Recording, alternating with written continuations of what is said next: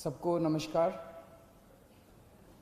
दोस्तों, दिल्ली में कोरोना काफ़ी फैला हुआ है और जनता के साथ मिलके, केंद्र सरकार के साथ मिलके हम इसे काबू करने की पूरी कोशिश कर रहे हैं एक तरफ, और दूसरी तरफ जिन लोगों को कोरोना हो जाए उनके इलाज की समुचित व्यवस्था करने की कोशिश कर रहे हैं।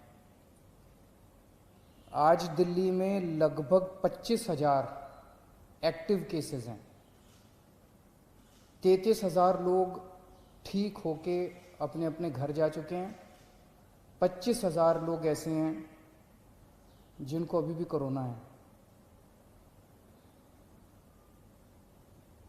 अस्पतालों में इस टाइम 6,000 के करीब लोग हैं और 12,000 के करीब लोगों का उनके घर के अंदर इलाज चल रहा है। आज जैसा मैंने बताया, दिल्ली में 25,000 एक्टिव केस हैं। आज से ठीक एक हफ्ता पहले दिल्ली में 24,000 एक्टिव केस थे। एक हफ्ते के अंदर केवल 1,000 एक्टिव केस बढ़े। इसका मतलब लगभग जितने लोग बीमार ठीक हो रहे हैं उतने ही लोग बीमार हो रहे हैं। एक तरह से फिलहाल ऐसा लगता है कि थोड़ा सा स्टेबलाइज हो रहा है। पिछले दिनों में हमने टेस्टिंग बहुत बड़े स्तर पे टेस्टिंग 3 गुना कर दी है। 3 गुना से भी ज़्यादा हमने टेस्टिंग कर दी है। बीच में लोगों को अपना टेस्ट कराने में दिक्कत आ रही थी। मैं समझता हूं कि अब आपको टेस्ट कराने में दिक्कत नहीं आ रही होगी। पहले लगभग 5,000 टेस्ट डेली किए जाते थे, अब डेली 18,000 के करीब टेस्ट डेली हो रहे हैं। बीच में कुछ लैब्स ने गड़बड़ी करने की कोशिश की थी। उन लैब्स के खिलाफ हमने एक्शन लिया, क्योंकि गलत काम तो किसी को नहीं करने दिया जा सकता। कुछ लैब्स ऐसी थी जो कि नेगेटिव होने के बावजूद भी पॉजिटिव दिखा रही थी जब उनकी चेकिंग की गई। तो अब सारी लैब्स को सख्ती के साथ कहा गया है कि सही काम करना है और पूरी कैपेसिटी के ऊपर काम करना है, खूब टेस्ट करने हैं। केंद्र सरकार की मदद से दिल्ली में एंटीजन टेस्ट भी शुरू किए गए हैं। एंटीजन टेस्ट रैपिड टेस्ट होता है, 15 मिनट में, आधे घंटे में पता चल जाता है। तो इस टाइम दिल्ली के अंदर लगभग 18,000 टेस्ट डेली हो रहे हैं। मैं समझता हूं कि अब आपको अपनी टेस्टिंग कराने में कोई दिक्कत नहीं आएगी। जिन लोगों का इलाज हम घर पे करते हैं, जो लोग माइल्ड होते हैं, कम बुखार है, थोड़ी सी खांसी है या कोई सिम्टम नहीं है, ऐसे लोगों का इलाज उनके घर में ही रह के किया जाता है। उसमें हम डेली, हमारी टीम उनको फ़ोन करती है, उनसे हालचाल पूछती है, बुखार तो नहीं हुआ, और उनको एडवाइस देती है कि क्या क्या करना है। अब हम इसमें कोरोना में हमने देखा कि एक ही चीज़ की समस्या सबसे ज़्यादा होती है कि मरीज का ऑक्सीजन लेवल गिर जाता है, मरीज को सांस लेने में तकलीफ होती है, मरीज को ब्रेथलेसनेस होती है और मरीज को तुरंत ऑक्सीजन देने की ज़रूरत पड़ती है। अगर मरीजों को सही टाइम पे तुरंत ऑक्सीजन मिल जाए तो कई मरीजों को बचाया जा सकता है। तो इसके लिए अब हमने क्या किया है कि जितने अब होम क्वारंटाइन के केसेस होंगे, होम आइसोलेशन के, दिल्ली सरकार हर होम आइसोलेशन वाले केस को एक ऑक्सी पल्स मीटर देगी। आप उस पल्स मीटर को अपने घर रखिए, जब आप ठीक हो जाएं सरकार को वापस कर दीजिए 10 दिन के बाद। उस पल्स मीटर से आप हर घंटे में, 2 घंटे में आप अपनी ऑक्सीजन नापते रहिए। अगर आपकी ऑक्सीजन कम होती है, हम आपको एक फ़ोन नंबर दे देंगे, उस पर फ़ोन कर दीजिएगा। हर डिस्ट्रिक्ट में हम ऑक्सीजन के कॉन्सेंट्रेटर रख रहे हैं। तुरंत हमारी टीम कॉन्सेंट्रेटर लेके पहुंच जाएगी जल्द से जल्द, और आपको तुरंत आपके घर में ऑक्सीजन दे दी जाएगी, और अगर ज़रूरत पड़ेगी तो आपको अस्पताल में शिफ्ट कर दिया जाएगा।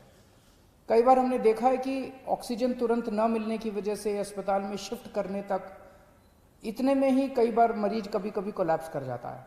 तो इसीलिए हर डिस्ट्रिक्ट के लेवल पे हम लोग ऑक्सीजन के कॉन्सेंट्रेटर रख रहे हैं, और अगर आपको ज़रूरत पड़ेगी तो कॉन्सेंट्रेटर पहले तुरंत आपके घर पहुंचा दिया जाएगा, ताकि आपको समय पे ऑक्सीजन मिल सके और आपको कंट्रोल किया जा सके। फिर आपको अस्पताल ले जाएंगे और अस्पताल में आपका इलाज किया जाएगा।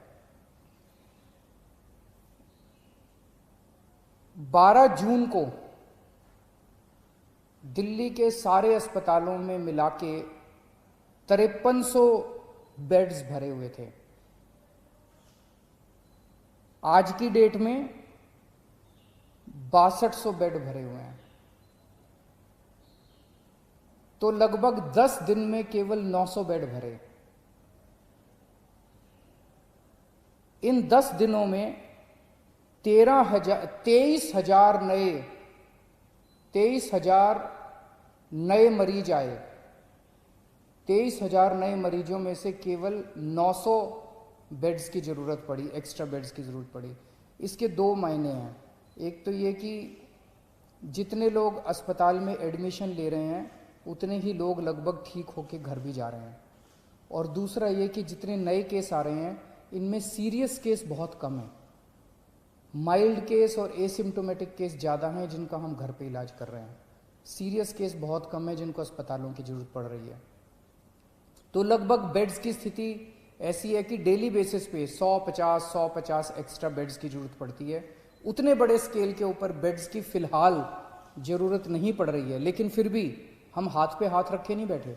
मुझे बेहद खुशी है कि आज की डेट में एक तरफ जहां 6200 बेड ऑक्यूपाइड हैं, 7000 बेड खाली हैं।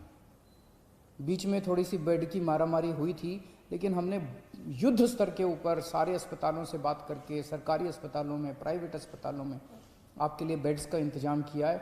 आज की डेट में 7000 बेड्स खाली हैं। इस दौरान हमें केंद्र सरकार से काफ़ी सहयोग मिल रहा है। दिल्ली सरकार और केंद्र सरकार मिलके दिल्ली में कोरोना को काबू पाने की कोशिश कर रही हैं। ये समय राजनीति करने का नहीं है, ये समय आपस में लड़ाई झगड़े का नहीं है। अगर हम आपस में लड़ेंगे तो कोरोना जीत जाएगा, और अगर हम मिलके लड़ेंगे कोरोना से तो कोरोना को हरा सकते हैं। आज पूरा देश चाइना के खिलाफ 2 युद्ध लड़ रहा है। एक चाइना के द्वारा भेजे गए वायरस के खिलाफ, और दूसरा चाइना के खिलाफ बॉर्डर के ऊपर युद्ध लड़ रहा है। वायरस के खिलाफ हमारे डॉक्टर, हमारे नर्स, ये सब युद्ध लड़ रहे हैं, और बॉर्डर के ऊपर हमारे सैनिक युद्ध लड़ रहे हैं। आज पूरा देश हमारे डॉक्टर्स के साथ एक तरफ खड़ा है और हमारे दूसरी तरफ हमारे सैनिकों के साथ खड़ा है, और इन दोनों युद्धों को हमें पूरे देश को मिलकर लड़ना है।